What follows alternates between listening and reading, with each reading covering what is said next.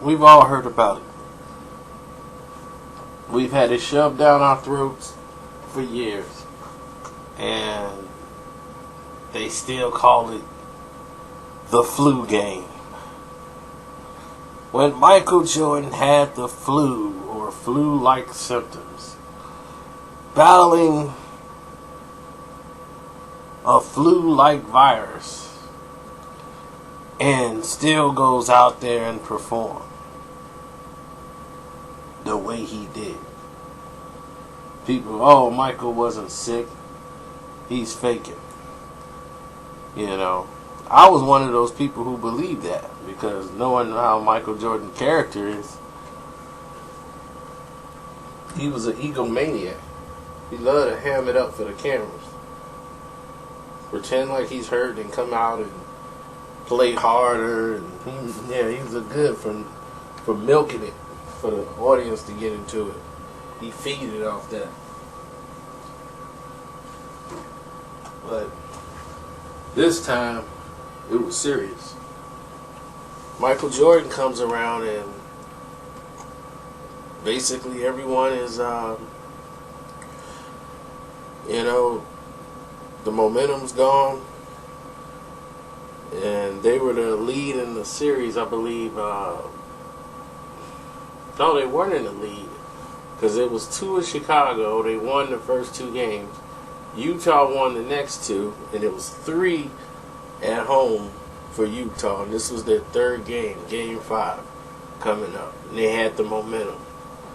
And some people at this pizza parlor came up with an idea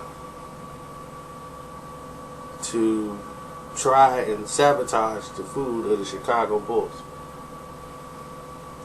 Michael Jordan was poisoned. And this is what happened. Now, they're in Park City, Utah. There's only one hotel in Park City, Utah that, that would house the players, that's traveling teams. And so they know who the hotels are, and they know if people order food, like who it would go to. They've done this before. So it was late at night, and Michael Jordan had a craving for some pizza. So of course athletes don't call and say, "Hey, I'm Michael Jordan, I want to order this, I want to order that." Someone else would go and order it. But knowing that these people weren't from Utah that was ordering this food, they decided, okay, the food is ordering, is coming to the hotel, it must be for the players. So this may slow down the players. And 5 people came to deliver the pizza to the room. And right away, the trainer said, Tim Grover said, something's wrong. I've never seen 5 people deliver a pizza before. And he just said, I don't trust it. And he didn't eat any. No, none of the other players, they didn't really want anything because it was late.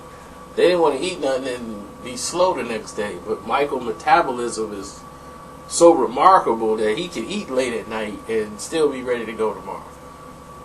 So everybody goes to bed.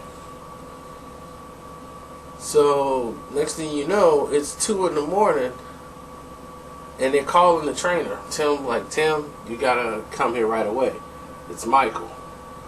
And he's like, oh my God, Michael's hurt, he's twisted an ankle doing something, or a knee, or what could this be? He gets down there and he sees Michael in the bathroom, curled up in a ball around the toilet.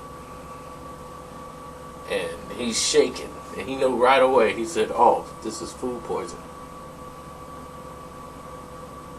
And they don't want to call a doctor. Everybody's freaking out. Nobody wants to call a doctor. Michael Jordan sitting there shaking on the floor in a bathroom, and nobody's calling a doctor. They're sitting there, oh, no doctor, no doctor, no doctor. So they get Phil Jackson on the phone, Ron Harper comes up there. Ron got a cold towel. They put it on his neck. They get Phil Jackson on the phone. It's like, Phil, Michael's sick, like really sick. He ate something last night. He's really sick. And they say, well, did you call a doctor? It's like, no, you can have a doctor come check him out here, but we're not going to make a big scene out of it. So they had the team's physician come up there and look at him. Not just the trainer, but the team physician came and checked him out. And when the physician checked him out and agreed that this is food poisoning, then yeah, he ate a bad pizza. Not like someone set out to poison him at first. So they had the name of the company, of the box. Now it's like, okay, we got a problem here because now he's sick, he's messed up. Do we tell the NBA? Let's tell Russ Granite, who's here. You got Russ Granite that's in the same hotel. You got David Stern that's like happens to be in the same hotel. They get phone calls and saying, look, something happened with Michael. He's sick. We got a problem here. We got a situation. They told them, don't tell the press anything except for Michael's under the weather. Michael's feeling ill. Don't tell anybody about any food or poisoning. That's going to spread like a virus throughout the league and cause panic when other people go on the road. We don't want to cause any panic. We have people that'll handle that in our department. Just tell people he's under the weather. If he's not better by game time. And they asked him, do we need to go to the hospital? No. Good. See, if you can take care of this by the bedside, that's fine. So they kept him fluid, water, kind of make him throw everything up, giving him water and stuff, but he was just still weak. By the next day, he had some energy, but he was a bit under the weather. So that's what they told everybody. If you watch the game, the NBC, Michael is seen to be suffering from some flu-like symptoms coming into tonight's game. Now, they was going to play Michael limited minutes, but Michael was so ticked off about what had happened, he wanted to not let them win. He wanted to win that game so bad because he knew he had been poisoned. And he wanted to show them, even though you poisoned me, I'm still going to win this game. You're not going to succeed. That's why Michael said, if we had lost that game, I would have been devastated because the people that poisoned me would have succeeded. And he didn't want that to happen. Now, I'm not a Bulls fan. I'm not a Michael Jordan fan, but I can respect him enough to know that that's insanity. You don't poison a player. It's a game. If your players can't beat their players, then so be it. But you don't poison anybody. And I'm making this video so that the younger audience and younger people who grew up watching Michael Jordan and seeing all the clips and seeing all the highlights and all of the things he did, what made him great was he was fundamentally tough. A natural God-given ability to be tough on the court and to take it and compete at a high level no matter what. Michael Jordan in his basketball career only had one major injury, and that was in '86 when he missed almost the entire second season of his playing career and came back near the playoffs. He has not had another injury to cause him to miss any games. Nothing serious in all of that time.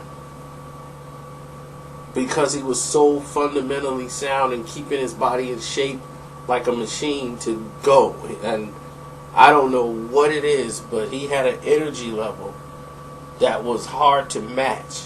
And it was more mental than it was physical. And that what guided him. So while the game is going on, and we're all watching Michael Jordan on the court, investigators go and they're going to that pizzeria.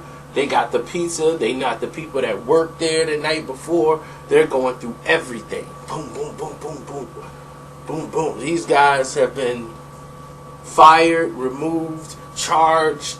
Everything was happening with that behind the scenes. And they're not going to go public with that. But they had investigators going there, like guys in suits, alphabet boys, going to that pizzeria. Because now you're dealing with the NBA, you're dealing with, they want to know if this is mob connected, they want to know everything. They shook every tree, every branch on that tree in that pizzeria, from the owner to the people that work there, all the kids, and it was just some kids. Was no plot, wasn't nobody, no bookie who told them I need you to take them out. It was just kids being stupid. When it was all said and done, the investigation led to, it was just kids being stupid. Trying to help Utah win the championship. They wanted to slow the team down, not hurt anybody. But you were never told this. The general public didn't know any of this was happening. And it was happening while the game was being played. And it was never mentioned on any news. It was never mentioned anywhere. After the game was over, after Michael won, he went in the back room and crapped for about an hour. I mean, it was like a relief. Michael was so exhausted. And the next game, Game 6, he was like, oh, I'm going to be so ready for Game 6. He still won 100%. He was so exhausted from the first game that he was so drained. He was like, when it's all over and the adrenaline set down, everything started to hit him. That's why he hated the timeouts. He just rather kept playing because the adrenaline was keeping him going. But he couldn't keep up. When they called a timeout, it was just body slows back down, and here comes the pain and the sickness and the dizziness. So by that time, when the game came from the very last game that they won the championship on, in Game 6, he was still under the weather. He wasn't 100% Michael Jordan. People think he was, because he wasn't leaning and over and everything. He was fine. He could stand upright, but he still wasn't the same. You know, he was still taking like medication and keeping himself hydrated and taking vitamins to keep his body in shape.